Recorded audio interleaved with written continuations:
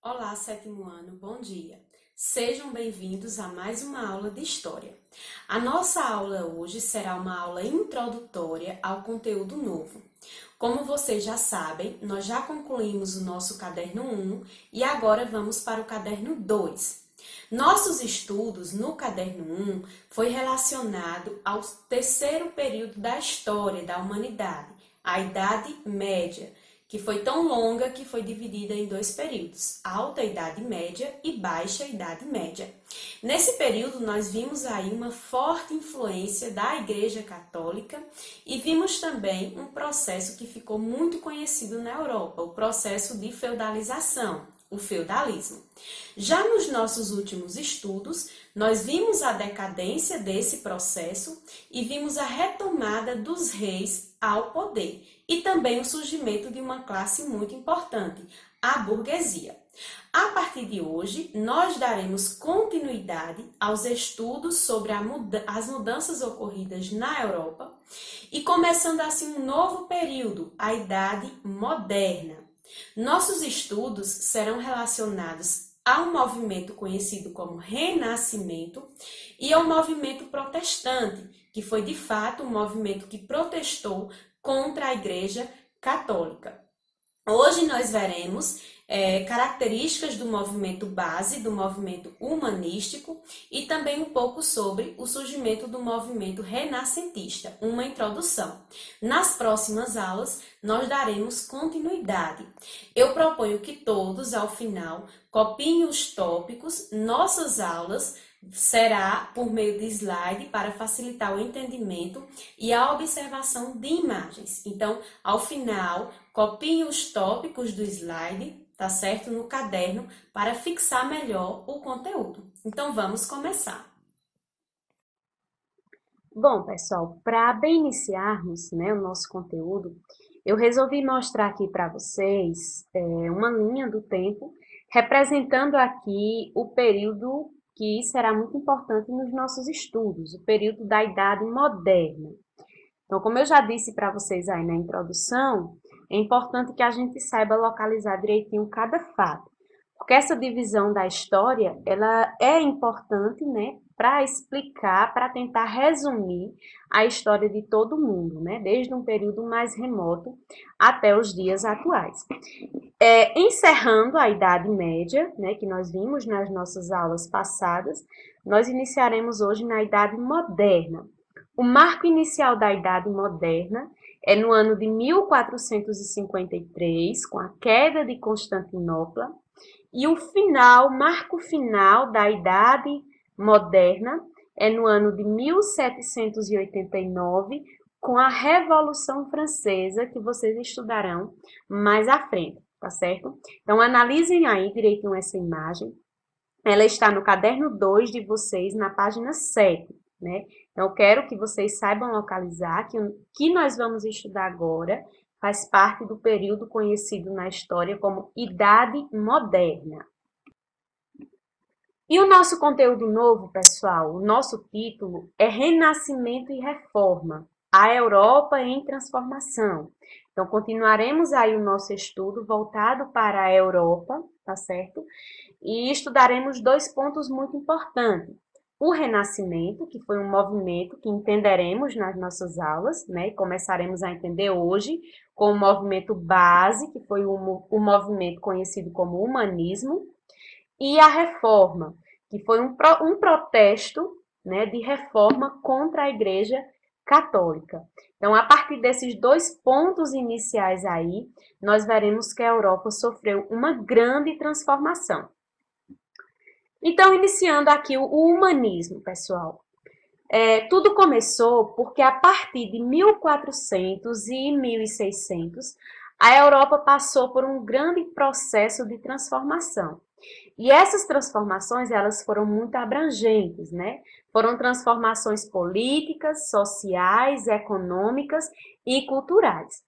Porque como nós já vimos, na verdade, desde o momento em que o feudalismo começou a entrar em decadência, a entrar em crise, muitas coisas mudaram. Como, por exemplo, voltou novamente todo aquele movimento nas cidades, surgiram feiras e o comércio foi reaquecido, tornando-se assim uma atividade econômica importantíssima, né? E sociais também, porque nós vimos o surgimento de uma nova classe social, a burguesia, na qual foi se tornando cada vez mais poderosa. E esse símbolo que eu coloquei aqui do lado para vocês é o principal símbolo que representa esse movimento, que representa o humanismo. Bom, pessoal, nesse período, né, que a Europa começou a passar por grandes transformações, como eu já disse para vocês, políticas, sociais, econômicas, foi marcado também pela questão de muitas novidades e muitos avanços tecnológicos. Eu listei aqui para vocês algumas novidades, né, e alguns avanços, como, por exemplo, novas ferramentas agrícolas, que contribuiu bastante para a atividade econômica, que também continuava muito importante, que era a agricultura. Apareceram-se também novas técnicas, né? Novas técnicas, por exemplo, de aperfeiçoamento de instrumentos náuticos, como, por exemplo, a bússola, o astrolábio. Nesse período foram aperfeiçoados, até mesmo a questão, né, de aperfeiçoamento de transportes náuticos, como, por exemplo, as caravelas, tá certo? Outra novidade, outro avanço tecnológico muito importante, né? Se não dizer um dos mais importantes, foi a questão da imprensa móvel. Como nós sabemos, né, nem sempre se teve essa facilidade toda de escrever livros, de publicar livros, como a gente tem hoje em dia. Antes, as pessoas não tinham computadores em casa, muito menos essas impressoras bem tecnológicas que temos. Então, os livros eles eram feitos de fato à mão, existia um profissional que era chamado de copista, onde se dedicava totalmente a escrever os livros. Então, esse era um processo muito lento. Um livro, ele demorava meses para ser escrito e também ainda acontecia de ter muitos erros ortográficos.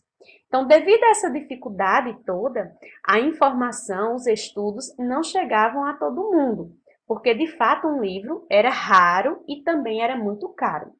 E isso até nesse período, né, um homem chamado Gutenberg criar a famosa prensa móvel, que é essa que vocês estão observando aí na imagem ao lado. Essa foi um tipo de primeira impressora existente no mundo, já no mundo, né, mais moderno. Essa imprensa móvel, ela tinha tipos, né, tinha as letrinhas, e aí ia prensando, e foi uma forma bem mais rápida de se produzir, por exemplo, um livro, sem precisar ali copiar à mão.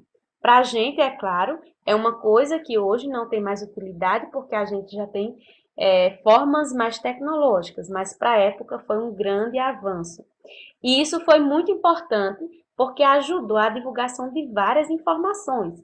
Então, um livro que antes era muito raro, por ser apenas copiado à mão, a partir da prensa móvel aqui de Gutenberg, passou a ser um material mais acessível, tá certo?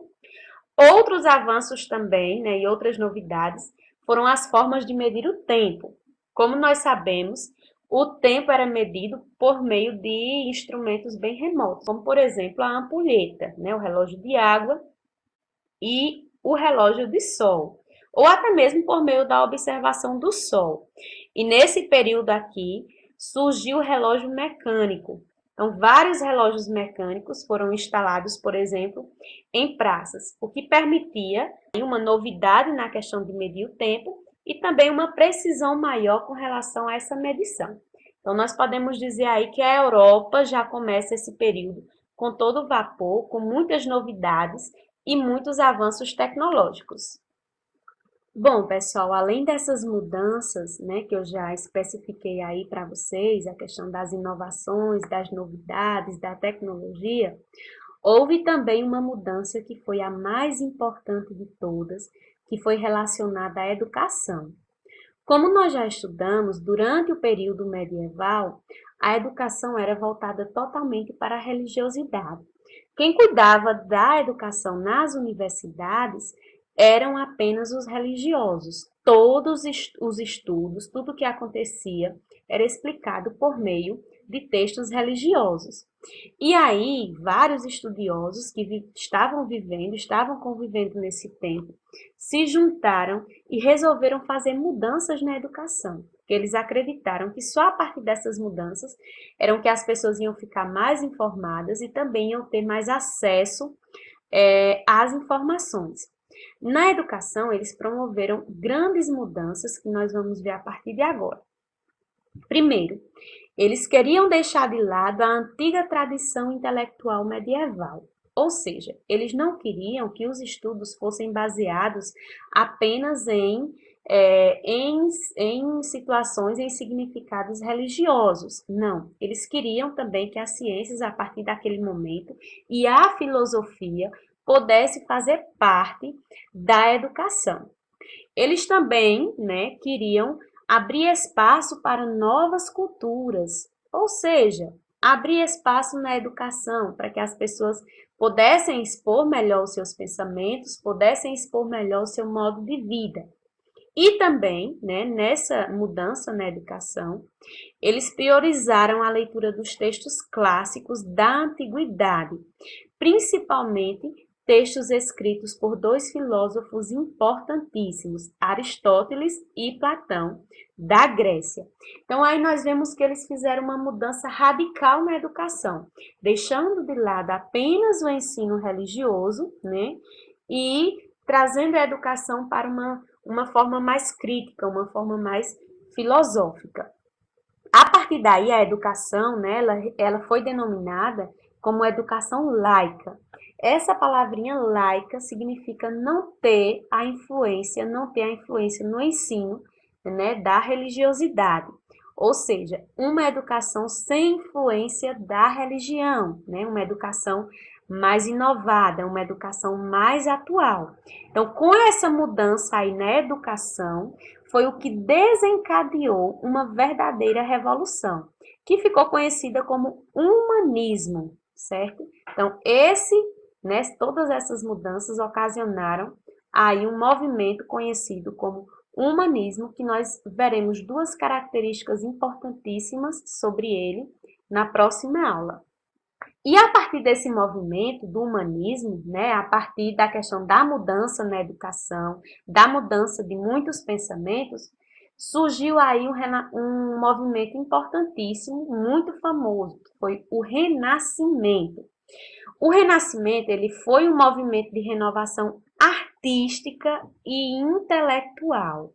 Então, quando eu digo renovação artística e intelectual, é que eles deixaram totalmente de lado, queriam deixar totalmente de lado aquele pensamento bem medieval, restrito apenas à religião, e queria mudar a questão da arte, porque antes era mais feito apenas artes voltadas para a religião, e também uma renovação intelectual.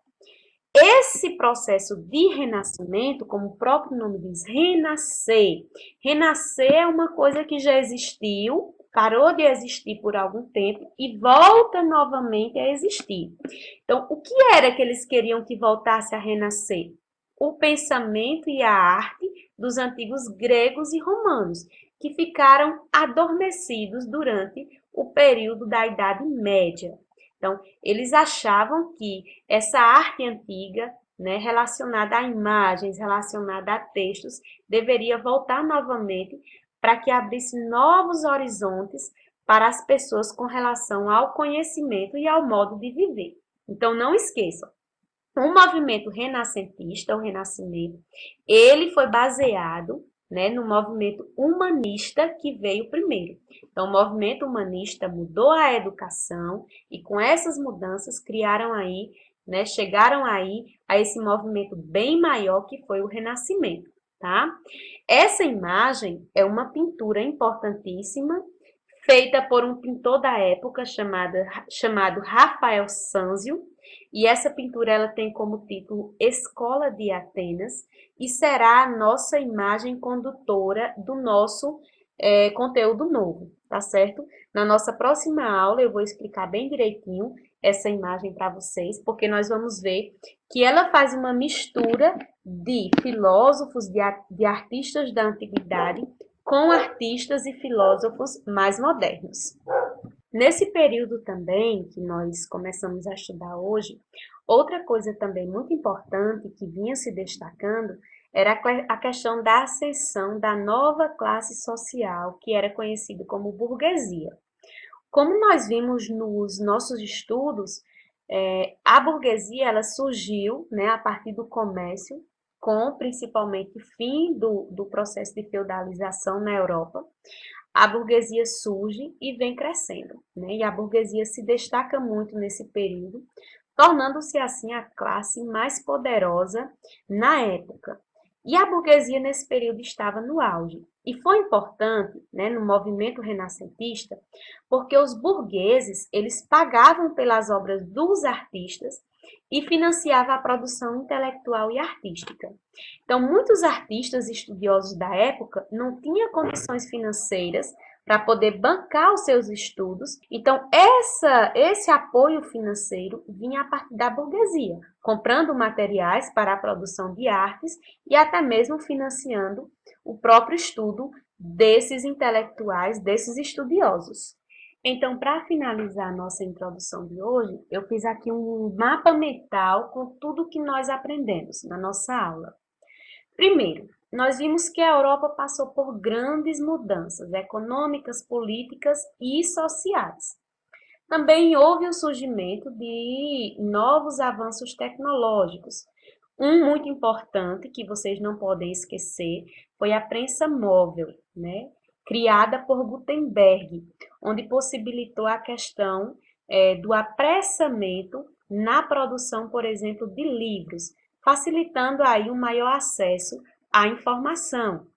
Outro ponto também importantíssimo foi a questão da renovação no sistema educacional, deixando de lado aí, né, a educação medieval, que era baseada apenas em ensino religioso, e passando para uma educação laica, ou seja, houve uma transformação radical na educação.